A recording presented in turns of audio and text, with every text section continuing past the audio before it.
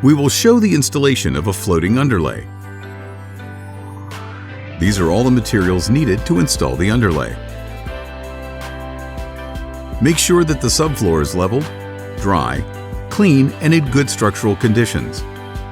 For this installation, open the packaging 48 hours in advance and leave for climatization. The humidity content of the substrate is critical. It must not exceed 2.5% moisture content.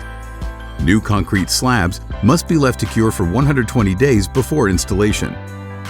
Temperature should be above 10 degrees Celsius and humidity below 75%. You must first install a moisture barrier across the entire area of the room. The barrier must be installed directly onto the surface of the subfloor. In the opposite direction you plan to install the underlay to reduce seams, in the same direction of the final floor. It should be installed following the outline of the enclosing wall, to a height of at least 30 millimeters and with a minimum overlap of 100 millimeters using a sealing tape to seal the seams. Never mechanically secure the barrier with screws, nails, or staples, since this may undermine its effectiveness. The underlay should be installed in a perpendicular direction to the final floor, which should always be installed in the direction of the natural light incidence in the room.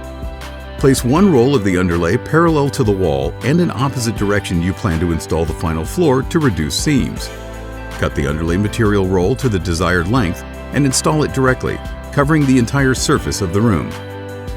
The underlay must cover the entire area without any gaps and be securely joined using sealing tape.